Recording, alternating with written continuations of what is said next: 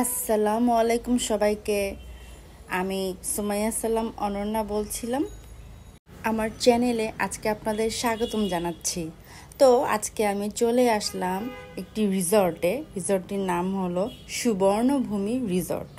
দিনটি ছিল ঈদের পরের দিন।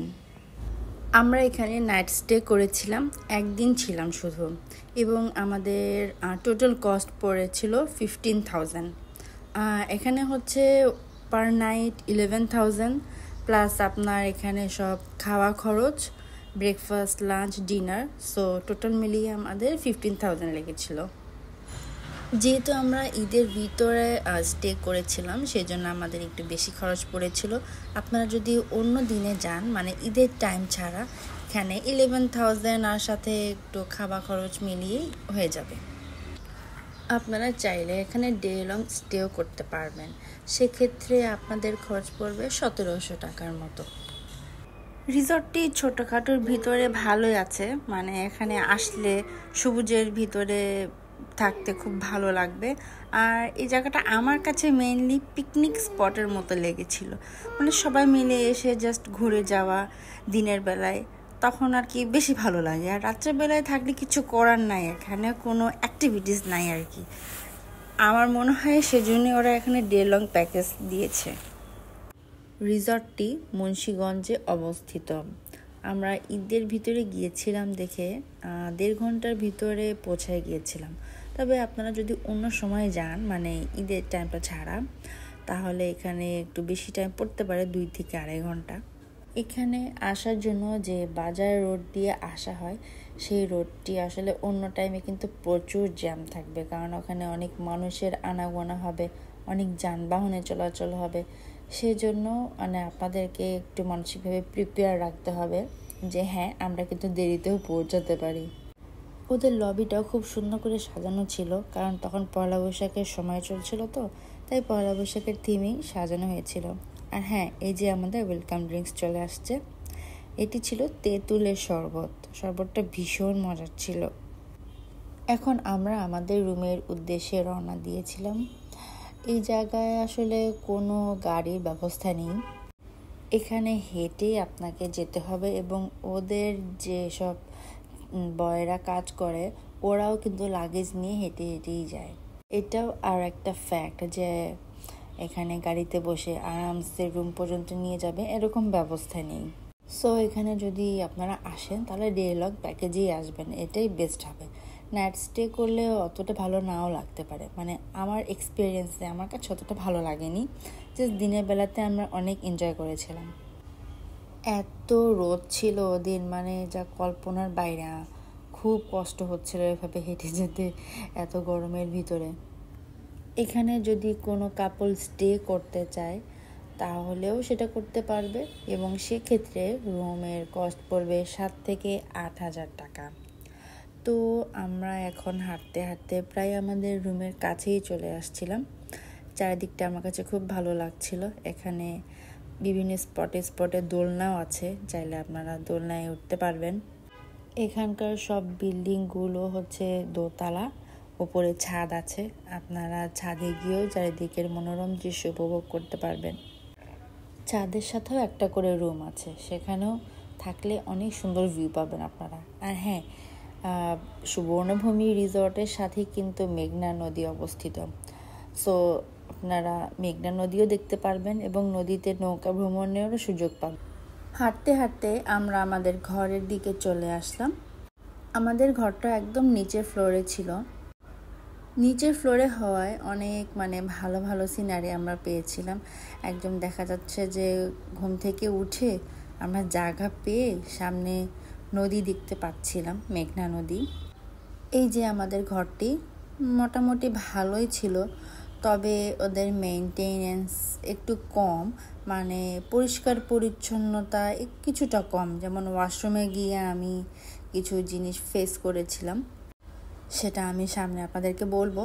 এই হচ্ছে আমাদের বারান্দা, এখান থেকে বাইরের ভিউটা মারাত্মক ছিল, অনেক ভালো লাগতো দেখতে, একদম মন খুশি হয়ে যেত। আমারাও অনেক পছন্দ করেছিল বারান্দাটা। এইদিকে হলো একটা মিরর আছে, আর মিররটার পাশেই হলো ওয়াশরুম। আর এই যে ঘরটা, মেয়ে আমার চারিদিকে নজর রাখছিল আর দেখছিল যে কোথায় আসছে, কি হচ্ছে, এইসব নানান জিনিস। তো ওয়াশরুমে গিয়ে যে জিনিসটা ফেস করেছিলাম, যে ওখানে যে ওদের শ্যাম্পু, রসুনের ছোটো ছোটো কন্টেনার থাকে না, এটা ওরা আমাদের নতুন দেয়নি, মানে আগের জন্য ইউজডই ছিল, জাস্ট ওটার ভিতরে আবার সব কিছু ওরা ফিল করে দিয়েছিল। ব্যাপারটা আমার কাছে ভালো লাগেনি। আর পরিষ্কার পরিচ্ছন্নতার দিক থেকে একটু কম, রুমের মানে পরিষ্কার পরিচ্ছন্নতার দিক থেকে, যেহেতু এখানে ডে লং প্যাকেজের জন্য মানুষজন আসে, হয়তো বা সেই জন্য ওরা অতটা গুরুত্ব দেয় না রুম পরিষ্কারের দিকে। এটা আমরা ওদেরকে বলে এসেছি যেন খেয়াল রাখে। এটি হচ্ছে খাওয়া দাওয়ার সাইট। একদম নিচের ফ্লোরটাই হলো রিসিপশন, তার উপরে সেকেন্ড ফ্লোর এবং থার্ড ফ্লোরে খাওয়া দাওয়ার ব্যবস্থা করা হয়েছে।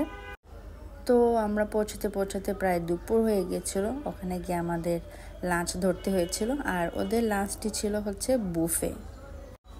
বুফের প্যাকেজটি হচ্ছে 2000 টাকা করে, একদম রিজনেবল প্রাইসের মধ্যে।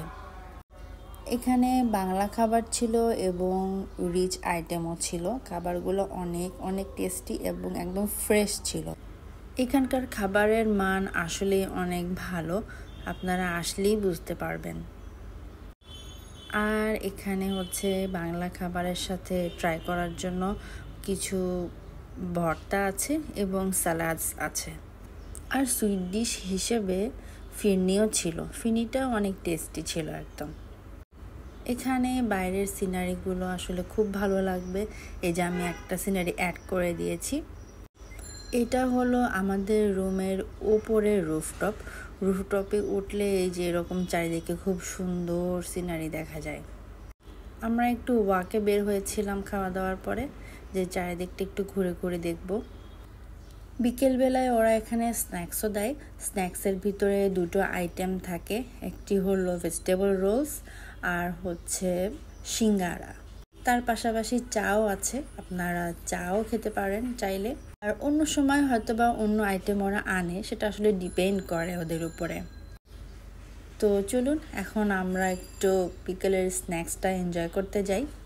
একটা মজার ব্যাপার কি এখানে, যে বিকেলে নাস্তা করার যে প্লেসটা আছে, প্লাস এখানে রাতে ডিনারও করা যায়, এটা হচ্ছে একটা ফ্লোটিং বোট। এই ফ্লোটিং বোটটার উপরে গিয়ে খেতে খুবই ভালো লাগছিল, একদম পানির উপরে ছিল। যখন এই জায়গায় স্রোত অনেক বেশি আসে, তখন দেখা যায় এই বোটটা একটু মুভ করে, একটু দোল দেয়। প্রথমে একটু ভয় লাগতে পারে, বাট ইটস ওকে, পরে অনেক ভালো লাগবে।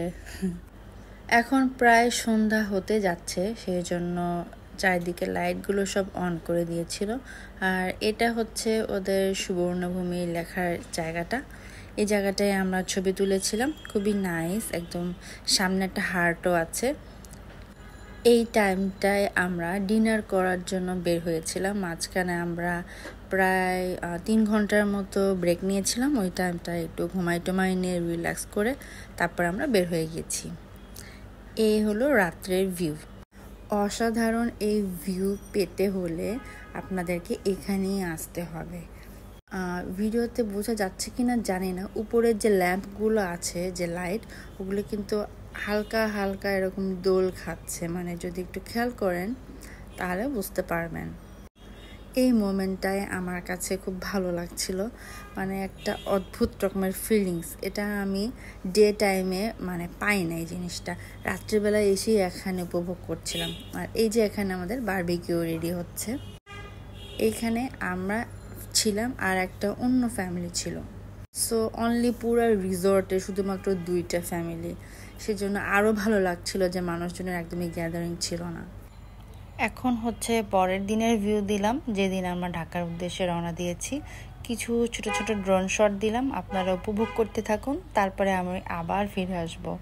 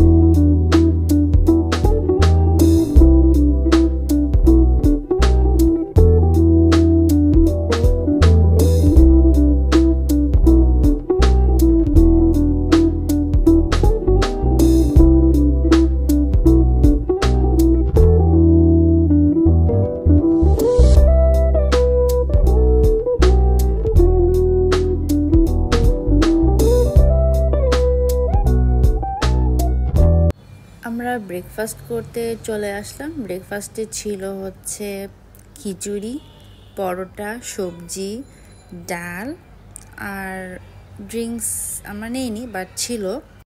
জুসও নিতে পারেন আপনারা, জুস ওদেরকে বললে ওরা জুস করে দিবে। আর এই তো এখন চলে যাচ্ছি, বিদায়ের সময় হয়ে গিয়েছে। বিদায় বেলা অবশ্য কখনোই সুখকর হয় না, সেটা যে জায়গায় হোক না কেন। আমার তো একদমই যেতে ইচ্ছা করছিল না, কারণ আমার কাছে সিটি লাইফটা একদম ভালো লাগে না। আজকে এ পর্যন্তই। আমার ভিডিও ভালো লেগে থাকলে লাইক, কমেন্ট এবং সাবস্ক্রাইব করে দিবেন। ধন্যবাদ সবাইকে। আবার পরবর্তী ভিডিওতে দেখা হবে।